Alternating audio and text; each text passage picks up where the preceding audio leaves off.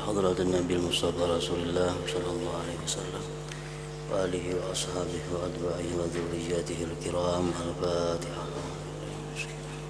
بسم الله الرحمن الرحيم. الرحمن الرحيم مالك يوم الدين.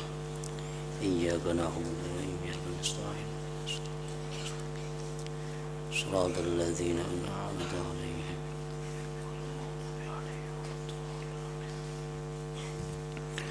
بسم الله الرحمن الرحيم.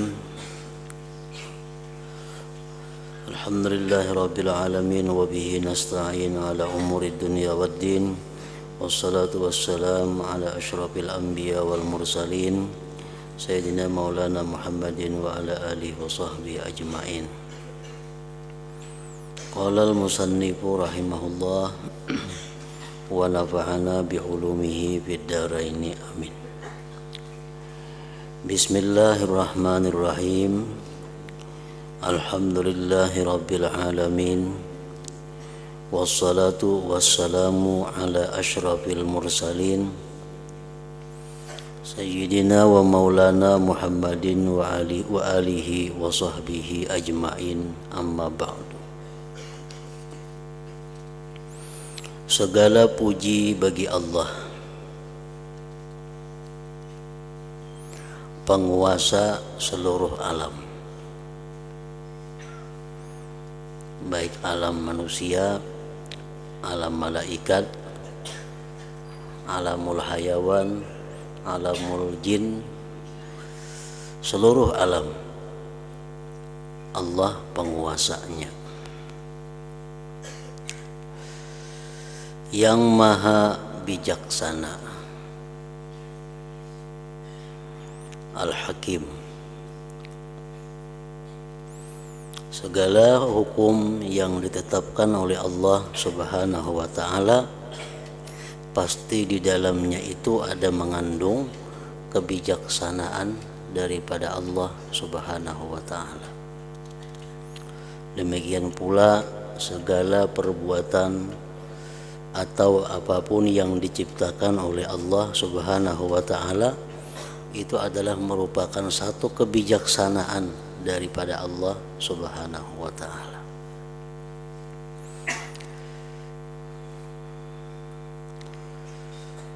Antara lain contoh tentang kebijaksanaan hukum-hukum Allah Subhanahu wa ta'ala, orang yang sembahyang. Allah Subhanahu wa ta'ala mewajibkan kepada setiap orang Islam untuk sembahyang 5 waktu. Nah, di dalam sembahyang itu sangat banyak mengandung kebijaksanaan daripada Allah Subhanahu wa ta'ala. Antara lain masalah waktu. Nah, orang-orang yang dalam keadaan sakit itu dapat kebijaksanaan dari Allah bahwa dia boleh menjamak sembahyang. Orang yang dalam keadaan musafir, maka dia dibolehkan sembahyang menjamak sekaligus meringkas. Nah, itu contoh tentang kebijaksanaan hukum Allah Subhanahu wa ta'ala. Orang yang kadangkala sembahyang berdiri dibolehkan sembahyang berduduk. Sembahyang berduduk kadangkala dibolehkan berhiring. Berhiring kadangkala dibolehkan bertilantang. Asal orang tersebut sembahyang. Orang yang kadangkala puasa karena sesuatu alasan yang benar dibolehkan kada puasa bulan Ramadan. Tapi dia mesti membayar di bulan-bulan yang lainnya. Nah, itu adalah kebijaksanaan daripada Allah Subhanahu wa ta'ala. Maha luas anugerahnya,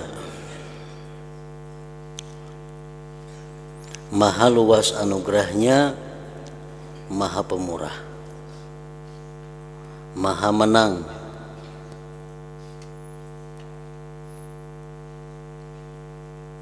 artinya apa? Allah subhanahu wa ta'ala itu kadakawa dimusuhi, Allah kadakawa dilawan, karena Allah itu maha menang.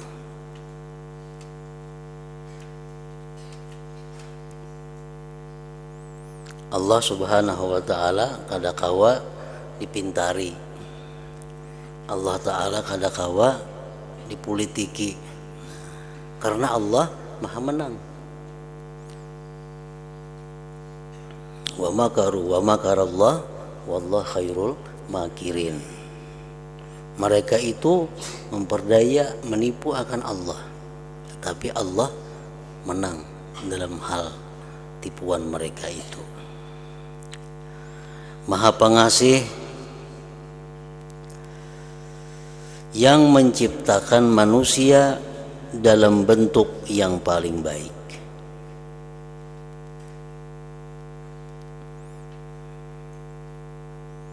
Itu adalah firman Allah.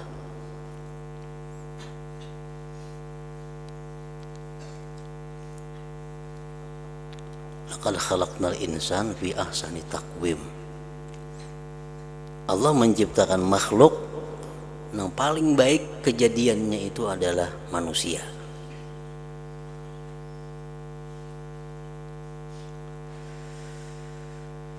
Dan menjadikan langit bumi dengan kekuasaannya, kudratnya,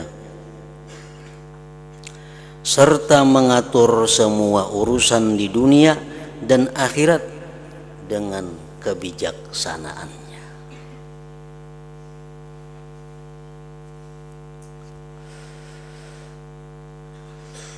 Baik mengatur urusan dunia, mengatur urusan akhirat, Allah kada terlepas daripada kebijaksanaannya. Dicontohkan dalam satu riwayat bagaimana kita melihat kebijaksanaan dari Allah Subhanahu wa ta'ala dalam waktu Allah menyidang dua orang manusia.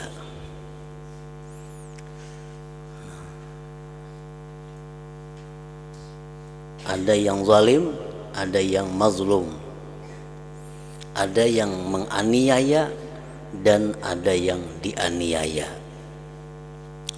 Keduanya disidang oleh Allah Subhanahu wa ta'ala di akhirat kaina. Nah, kemudian orang yang dizalim ini kada mau melepaskan orang yang menzalimnya. Dia mesti dituntut, mesti dibalas. Sangat keberatan orang yang dizalim ini andai kata yang menzalim itu masuk surga, karena dalam dunia dia dizalimi.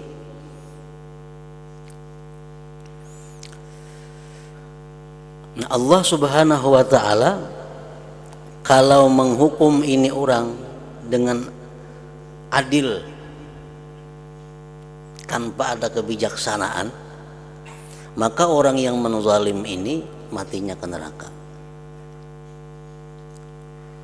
Dan orang yang dizalim itu pun belum tentu ke surga, karena masih mempertimbangkan yang lain-lainnya. Nah, tetapi Allah Subhanahu wa ta'ala dengan kebijaksanaannya menawarkan kepada orang yang dizalim. Ujar Tuhan, wahai orang yang dizalim, lihat ke atas, lihat ke atas. Kalau orang yang dizalim ini memandang ke atas, melihat begitu indah mahligai istana. Ujar yang dizalim tadi, itu istana siapa ya Allah? Ujar Tuhan, itu istana bagi siapa yang mau menukari. Liman a'tas saman, siapa yang bayar itu ampunnya. Nah, pagarang bayarannya? Ujar nang dizalim tadi. Ujar Tuhan, bayarannya kalau ikam mau meridai orang yang menzalim ikam ini, ikam dapat istana itu. Nah akhirnya apa? Orang yang dizalim ini mau meridai orang yang menzalim. Akhirnya kedua-duanya masuk ke dalam surga Allah Subhanahu wa taala. Nah, itu contoh tentang kebijaksanaan Allah Subhanahu wa taala yang maha bijaksana. Dan seluruhnya apapun yang dihukumkan oleh Allah, apapun yang diberikan oleh Allah kepada kita, itu sudah paling bijaksana dari Allah Subhanahu wa taala.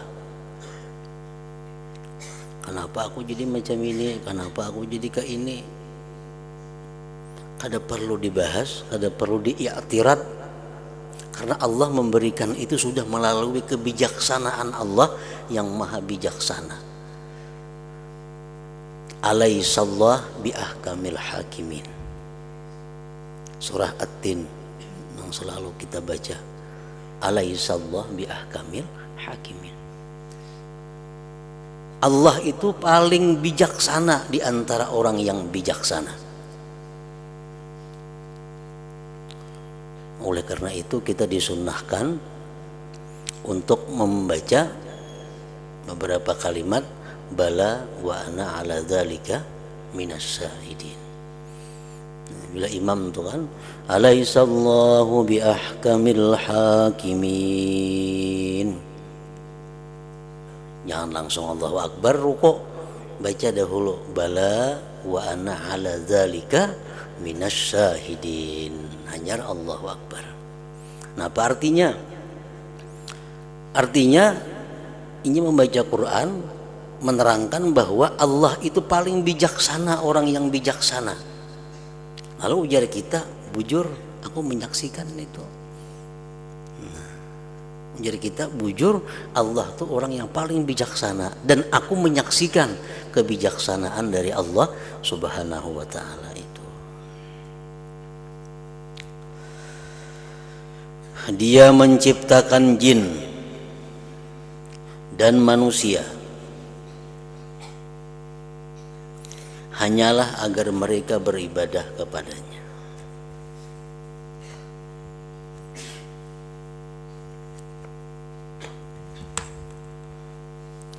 Dia menciptakan jin dan manusia hanyalah agar mereka beribadah kepadanya. Allah menciptakan kita bukan untuk mencari harta. Allah menciptakan manusia bukan mencari kedudukan dalam dunia. Tapi Allah Subhanahu wa taala menciptakan kita ini agar kita beribadah kepada Allah. Nah, lalu kalau kita beribadah kepada Allah, kayak apa kita urusan dunia kita? Urusan pemakan kita, urusan mengungkusi hidup, kalau beribadah. Nah, apabila Allah itu sudah menyuruh kita beribadah, semuaan urusan-urusan itu dicukupi oleh Allah Subhanahu wa taala.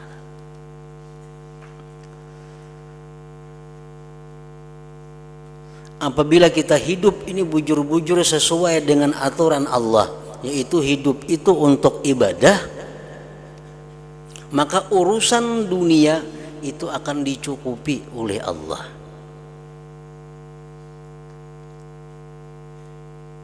Baik makannya, baik pakainya, baik apa yang diperlukannya, asal untuk ibadah dicukupi oleh Allah. Maulah Allah menyuruh kita beribadah, tapi kadang mencukupi keperluan kita. Ada mau, ada bijaksana itu orangnya. Jam begawi di rumahku sehari 10 jam, mulai jam 6 sampai jam 4 umpamanya siang. Diberi makan di kada orang, diberi duit kada, pintar lah kita ngarannya. Nah, Allah maha bijaksana. Kada mungkin, mustahil Allah menyuruh kita beribadah itu membiarkan kehidupan kita. Gawiannya mengaji, nuntut ilmu, sembahyang, beribadah, pada tahu urusan dunia. Kayak apa makannya, kayak belanjanya, pasti dicukupi oleh Allah. Nah, tapi bila kita hidup ini menyimpang daripada aturan Allah, Allah tadi mengatakan bahwa manusia itu diciptakan untuk mengabdi kepada Allah. Kita mengabdi kepada dunia.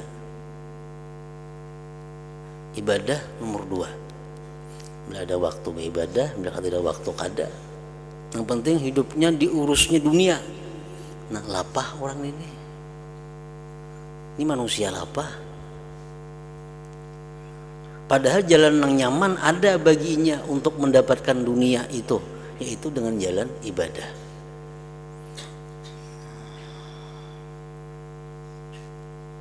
Kenapa maka lapah? Karena di luar aturan. Allah sudah mengatur bahwa manusia ini dicipta untuk ibadah. Apapun yang diperlukannya dicukupi oleh Allah. Ada inya kada, inya hidup untuk mencari dunia. Nah, lapah itu. Dan Allah kada menjamin orang yang mencari dunia itu bakal kaya, kada menjamin. Allah kada menjamin orang yang sekolah tinggi pasti dapat kedudukan, kada menjamin. Banyaknya orang yang siang malam berusaha hidupnya fakir miskin. Banyaknya orang yang bertital jadi pengangguran. Sarjana S1, S2. Makan goreng 4 mintuha. Kada ada pekerjaan. Kenapa? Allah kada menjamin orang yang mencari dunia berhasil, kada menjamin. Tapi kalau kita hidup dalam aturan Allah, kita beribadah, Allah menjamin itu.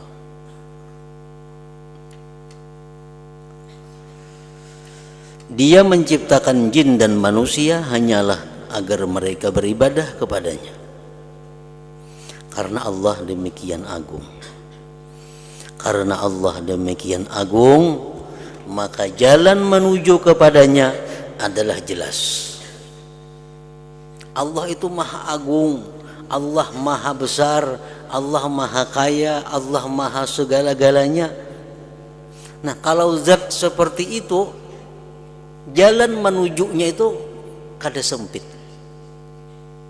Jalan menujunya itu kada tersembunyi. Maka jalan menuju kepadanya adalah jelas.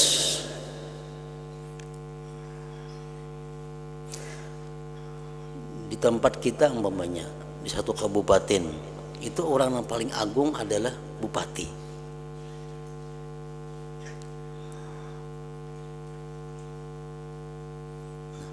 Bupati di situ rumahnya. Nah, jalan menuju ke rumah Sidin jelas. Jalan mana kita tembus, jalan sini, jalan sana. Itu orang besar.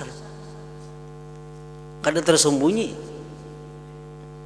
Lain rumah orang yang kada terkenal, mau sasat kita mencari. Ini rumah orang kecil, orang yang kada dikenal orang, dalam gang pulang bandak. Mau kita kasih tuh kamari betakun. Tapi kalau rumah orang besar, itu jalannya jelas, nampak. Tinggal kita aja lagi mau kadanya ke situ. Kalau sasat kada betah sasat sana ke rumah bupati.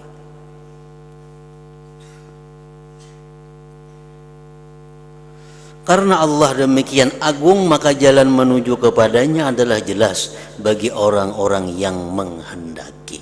Nah, hendaknya jelas. Menghendak.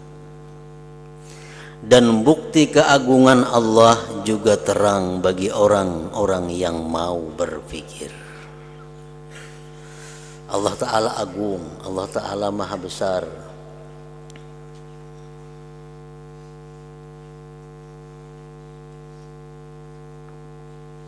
Jelas kebesaran Allah. Tapi bagi mau yang berpikir. Imam Ja'far As-Shadiq ditanya oleh muridnya, wahai Imam, Allah itu seringkali dikatakan maha besar. Maha besar dari apa? Berapa kali kita sehari Allahu Akbar, Allahu Akbar, Allah maha besar. Maha besar dari apa? Apakah maha besar dari malaikat, maha besar daripada aras, maha besar daripada surga, maha besar dari apa? Imam Ja'far As-Shadiq menjawab, Allah itu akbaru min ayyusaf. Allah itu maha besar dari bahwa dijelaskan.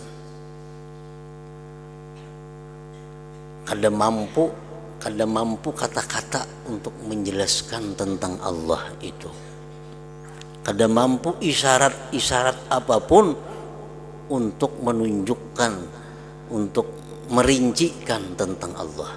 Nah itu artinya maha besar. Kehabisan kata-kata kita kada kawa masih menjelaskan Allah tuh kayak apa modelnya, kayak apa zatnya. Jangankan kita Allahnya, nikmat Allah aja kalau kita menghitung kada cukup. Ujar laut sebagai tintahnya, pohon-pohon sebagai pulpinnya, karing itu kada habis lagi nikmat Allah. Itu hanya nikmatnya. Nah ampun nikmat lebih lagi. Nah, jadi Allah itu maha besar dari bahwa dijelaskan, disifatkan. Bukan artinya Allah maha besar nang kenal macam itu, kada macam itu artinya.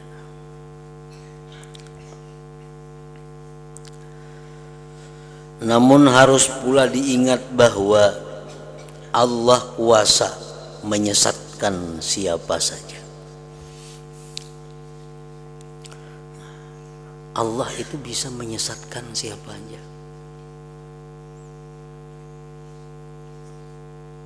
yang Dia kehendaki, dan kuasa menunjuki orang yang Dia kehendaki.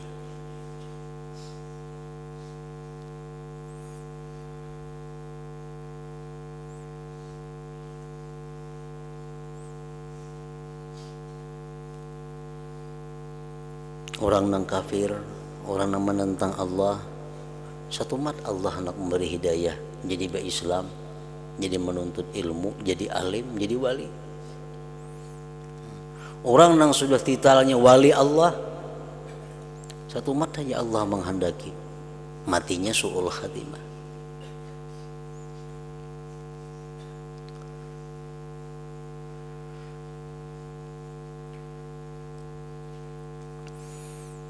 Diceritakan di suatu kampung ada seorang pendeta.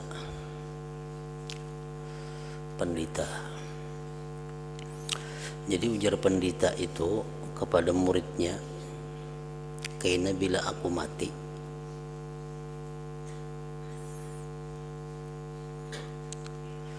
maka laksanakan aku secara Islam."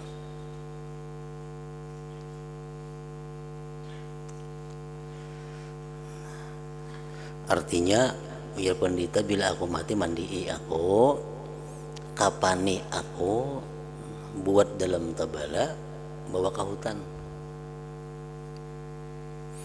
Nah kayaknya di hutan tuh ada kena orang bawa pati,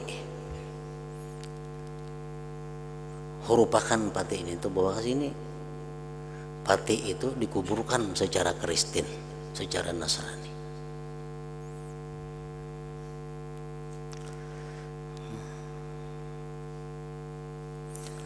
Di kampung sebelah sana ada seorang ulama berpesan kepada muridnya, "Bila aku mati, jangan dikapan, jangan dimandi, aku buat dalam pati. Kena bawa ke hutan sana. Di situ kena ada pati berhuruf. Nah pati orang tuh bawa ke kampung sini. Nah kuburkan secara Islam." Ringkas cerita, sampai harinya mati si pendeta tadi. Sesuai pesan pendeta, mati dimandi, kapan? Bawa ke hutan. Karena merupakan di sana ada orang bawa tebala juga. Nah, Allah Subhanahu wa taala mengatur dalam saat nang bersamaan tak imbai matinya antara si pendeta lawan si ulama ini. Nah, jadi si pendeta ini mati sesuai pesannya, mandi di kapan, bawa tebalanya sampai ke hutan, karena merupakan tebala yang dibawa orang sana. Kuburakan di kubur Kristen situ. Si ulama ini mati. Pasan ulama apa? Aku mati langsung buat dalam pati. Bawa kena ke hutan, merupakan lawan tabala nang sebutingnya, kubur secara Islam. Bawa ke hutan, pas ada orang yang membawa tabala. Bahuruf. Jadi si ulama itu dikuburkan secara Nasrani, si pendeta dikuburkan secara Islam. Nah, kenapa demikian terjadi? Itu adalah di waktu pendeta ini hendak mati, mengucap 2 kalimat syahadat Islamnya. Nah, si ulama ini begitu hendak mati dicabut Tuhan imannya, bakafir.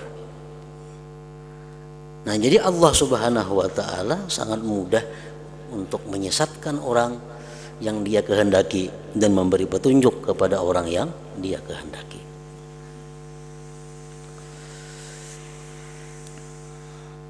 Namun harus pula diingat bahwa Allah kuasa menyesatkan siapa saja yang Dia kehendaki dan kuasa menunjuki orang yang Dia kehendaki.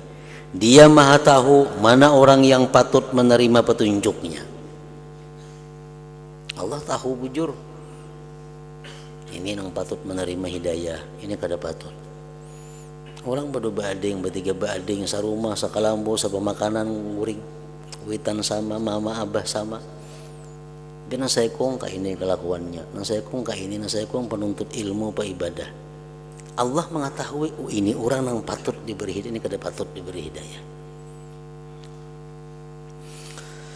Semoga rahmat ta'zim senantiasa tercurah kepada pemimpin para utusan Nabi Muhammad sallallahu alaihi wasallam dan melimpah kepada keluarga beliau yang baik serta suci perbuatan dan hatinya. Mudah-mudahan Allah menjadikan keagungan pada diri Nabi dan keluarganya sampai hari pembalasan amal. Ketahuilah wahai saudaraku, semoga Allah melimpahkan keberuntungan kepada kalian dan diriku untuk bisa memperoleh keridhaannya Allah Subhanahu wa taala. Ketahuilah bahwa ibadah itu sebenarnya merupakan buah ilmu. Ibadah itu buah daripada ilmu. Namun orang kada berilmu, kayak apa hendak beribadah? Ibadah itu sebenarnya merupakan buah ilmu. Faidah umur hidup di dunia. Ibadah itu adalah manfaatnya umur. Hasil yang diperoleh para hamba yang kuat. Ibadah itu adalah hasil yang diperoleh para hamba yang kuat. Ibadah itu pula harta niaga para wali kekasih Allah. Ibadah itu cara hidup orang-orang yang bertakwa. Ibadah itu bagian orang-orang mulia. Ibadah itu pekerjaan orang-orang sempurna dan merupakan pilihan orang yang memiliki penglihatan hati. Manusia ada mempunyai 2 mata. Mata yang pertama disebut basar. Ya, mata yang hirang ini. Itu mau kaur, mau min, mau plus. Ada manusia mempunyai basirah, mata hati. Orang-orang yang mempunyai penglihatan hati itu, mereka menganggap bahwa ibadah itu adalah merupakan pilihan. Ibadah itu merupakan pilihan. Yang lainnya sampingan.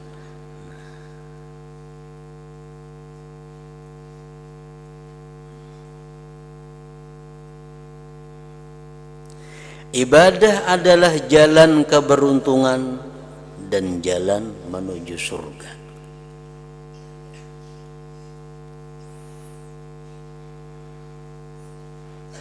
Nah, jadi orang-orang yang memiliki penglihatan hati, ibadah itu utama. Ibadah itu pilihan. Apapun pekerjaan-pekerjaan lain, kalau itu bertentangan dengan ibadah, dikalahkan yang lain. Kenapa? Karena ibadah itu pilihannya dan inya hidup dicipta untuk ibadah.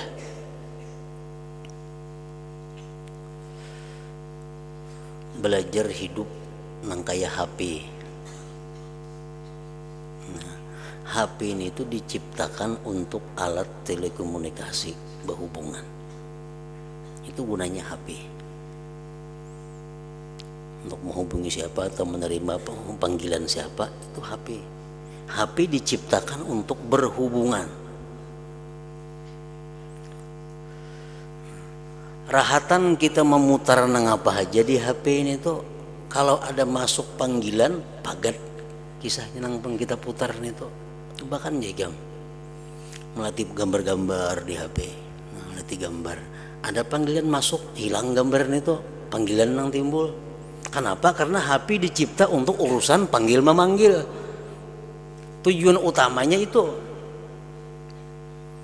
Kita mah SMS kata mengatik, rahatan mengatik SMS. Datang telepon pagat itu timbul ngaran orang itu masuk, nah ini memanggil si anu. Kenapa nih tuh? Karena HP itu dicipta untuk urusan itu, yang lain tuh sampingan. Nah kayak itu aja manusia jaka macam HP ini tuh dicipta untuk ibadah. Apapun pekerjaannya, bila datang waktu ibadah selesai yang lain dulu, ibadah birisakan.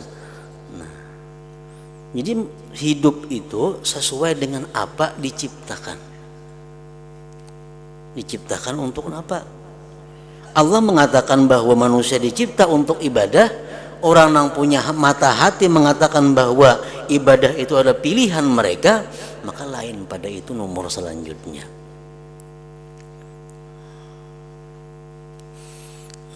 Namun kita rahatan menulis SMS, rahatan memeriksa gambar, ada orang memanggil kita, panggilan telepon, ada masuk panggilan orang, ini HP-nya kada normal ini.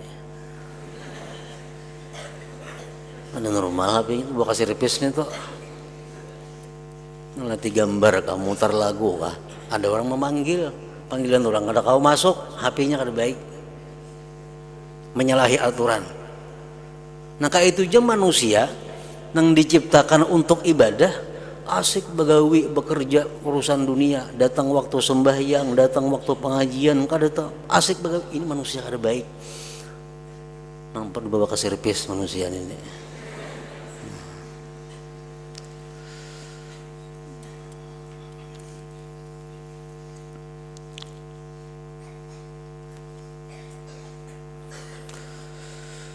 Allah Ta'ala berfirman, wa ana rabbukum fa'budun. Artinya aku adalah Tuhan kalian. Aku adalah Tuhan kalian. Karena itu beribadahlah kalian kepadaku. Beribadahlah kalian kepadaku. Rabbukum itu artinya Tuhan. Maksudnya apa? Ngaran Tuhan itu apa?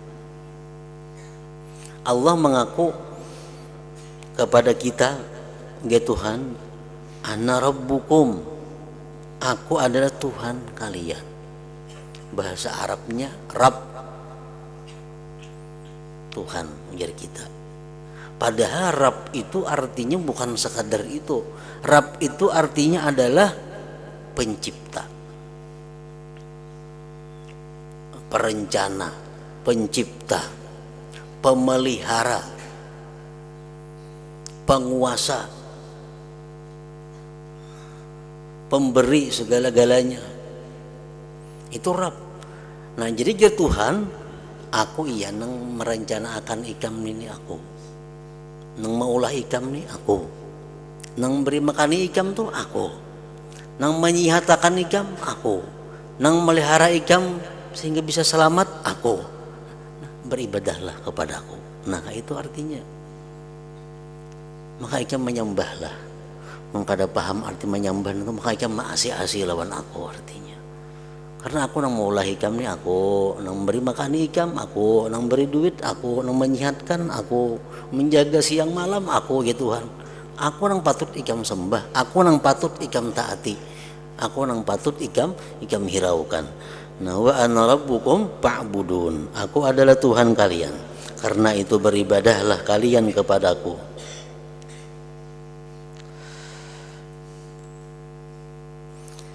Dalam ayat lain Allah Ta'ala berfirman, Inna hadza kana lakum jazaa wa kana sa'yukum mashkura.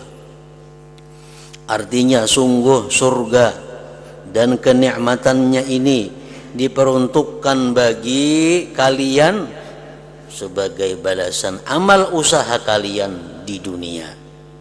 Aku ridha dan aku terima.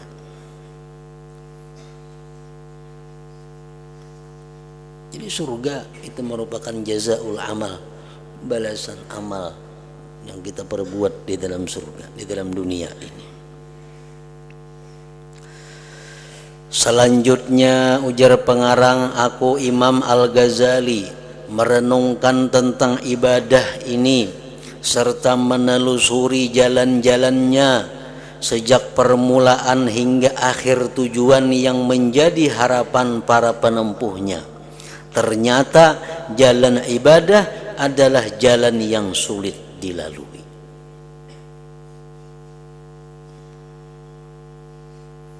Aku gesehen sudah meneliti, memperhatikan. Ternyata ibadah itu jalan yang sulit dilalui.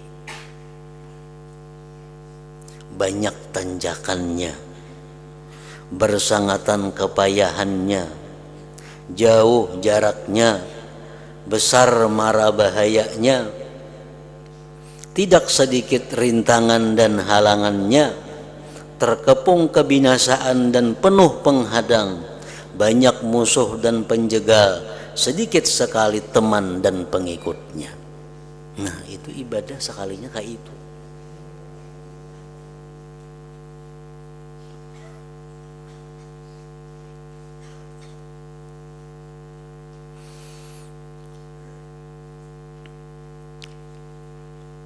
Kalau kita hendak bertemu dengan kepala negara, presiden, maka kita ada patuh dengan presiden itu. Tahu ngaran benar, SBY presiden kita. Kada patuh kada, pertemuan kada biasa, rumahnya tahu di situ. Nah, kita hendak ke rumah presiden, saling ngalihan itu. Berapa rintangan yang dilalui. Salah kita bisa mati di tengah jalan melalui ini, pemeriksaan ini, pemeriksaan itu. Nah, antriannya panjang, hanya kau berjumpa. Maka itulah ibadah. Apalagi menuju Allah yang sangat maha besar dari segala yang besar. Nah, tapi ini untuk orang-orang yang kada kenal, yang kada patuh. Amun orang yang sudah akrab lawan presiden yang siang ke malam, bahas itu kada berjaga-jagaan lagi, kada ada lapahnya lagi, bahkan rame. Nah, kayak itu juga orang lawan Allah Subhanahu wa Ta'ala ini kalau sudah merasa dekat, merasa kenal dengan Allah, kadangnya sulit bang ibadah itu. Kenapa kita sulit ibadah? Karena kita kada patuh. Nang disembah nih kada tahu dengaran aja Allah ngarannya, tapi kada tahu nang kayak apa kelakuan Allah, kayak perbuatannya kada tahu. Tahu ngaran aja, mungkin jeru orang juga. Nah, saling lapahan itu halangannya banyak. Ada syaitan, ada dunia, ada nafsu, macam-macam menghalangi kita supaya jangan beribadah, jangan bertemu dengan Allah. Nah, karena kita kada patuh dengan Allah. Kalau kita kenal lawan Allah, kada ada halangannya untuk berjumpa Allah.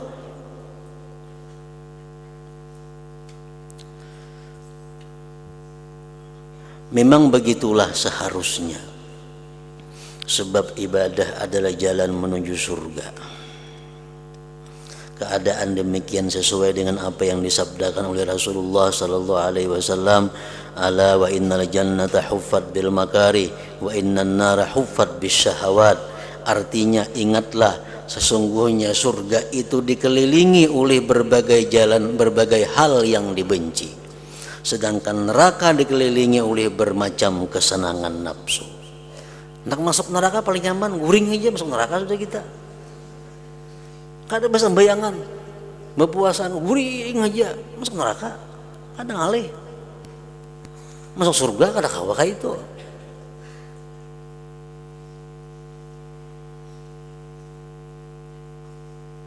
Jadi kalau kita hendak masuk neraka tuh banyak aja nama antarakan. Kendaraannya banyak, gratis. Kalau masuk neraka kadang ngalih. Kalau hendak masuk ke surga, nah itu maka ngalih. Karena ujar Nabi, surga itu dikelilingi oleh berbagai hal yang dibenci, sedangkan neraka dikelilingi oleh bermacam kesenangan nafsu. Rasulullah SAW bersabda, ala wa innal jannata haznun dirabwatin ala wa innan nara sahlun bisyahwatin. Artinya ingatlah, surga itu bagaikan tanah rumpil di tempat ketinggian. Ingatlah, neraka itu bagaikan tanah yang lapang di tempat yang rata. Ibaratnya gunungan tuh. Gunungan ini di bawah sini neraka. Ibarat sepeda kita habis bensin, itu mengelunyur sampai ke neraka situ. Nyamannya jalan ke neraka tuh. Ngomong kita bisa beda kada betunjakan sampai ke neraka situ. Nah kalau menuju surga kada kawa betunjak bisa kada sampai karena andaknya tinggi di tempat ketinggian. Di samping itu pulang manusia demikian lemah. Manusia demikian lemah. Mengetahui lemahnya manusia, nah mengetahui lemahnya kita. Jangan guring 3 hari 3 malam, ketahuan tuh lemahnya kita.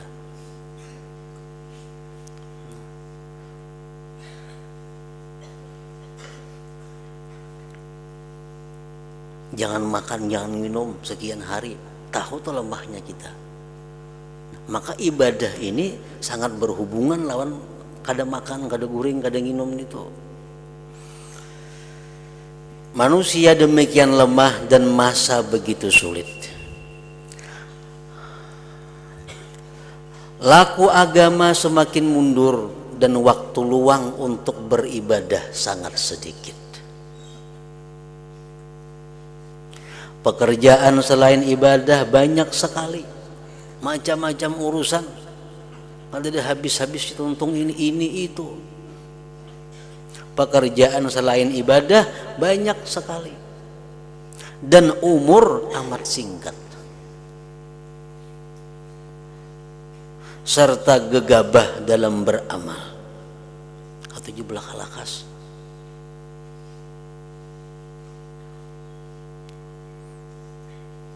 Sedangkan zat maha peneliti Allah sangatlah waspada.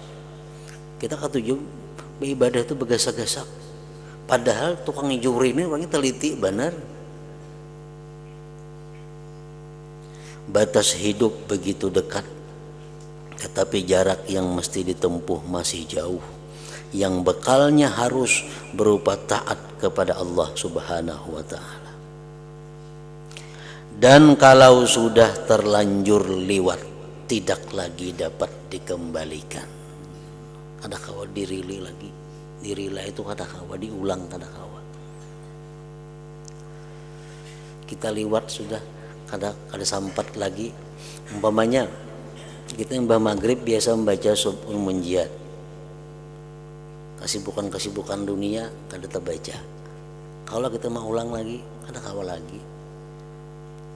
Kenapa? Waktu kada mau mundur. Waktu kada mau mundur. Malam isuk kena mbah maghrib. Nah untuk malam isuk juga bacaannya. Kada kawa lagi diisi lawan nang ini kada muat lagi jamnya. Nah, misal kita bila jam 3 subuh, jam 3 malam kita beribadah kepada Allah sampai jam 4 umpamanya. Itu waktu yang sangat mulia. Kesibukan apa taguringan kalapahan. Kaulah kita membayar ada kau lagi. Malam esok panggana jam 3. Nah sagan malam esok juga itu malamnya lain malam ini. Nah kada kau diulang lagi. Jadi kalau urusan dunia banyak kayaknya ulang-ulang itu kau aja. Kalau urusan akhirat sekali kita rugi, kada akan bisa menambah.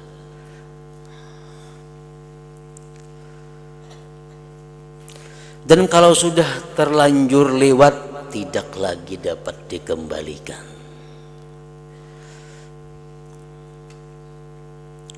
Karena itu barang siapa sanggup berbuat taat, berarti dia orang yang beruntung selama-lamanya. Sebaliknya barang siapa tidak taat, tidak beribadah kepada Allah, niscaya ia merugi bersama orang-orang yang merugi dan celaka bersama orang-orang yang celaka. Na'udzubillah min dzalik. Nah, ingat situ. Jadi ibadah merupakan suatu hal yang sukar. Hadratin Nabi sallallahu alaihi wasallam. Al-Fatihah. Iyyaka na'budu wa iyyaka nasta'in. Ihdinas siratal mustaqim. Bismillahirrahmanirrahim. Alhamdulillahi rabbil alamin. Allahumma shalli wa sallim wa barik ala sayyidina Muhammad wa alihi wa sahbihi ajma'in. Allahumma ighfir lana ma akhta'na wa ma tahammadna wa ma asrarna wa ma a'lanna wa anta a'lam bihi minna, antal muqaddim wa antal muakhir, la ilaha illa anta. Allahumma anfa'na bima 'allamtana wa 'allimna ma yanfa'una wa zidna fahman wa ilman wa hudan wa taufiqan bi rahmatika ya arhamar rahimin. Sallallahu alaihi wasallam Muhammad wa alihi wasallam.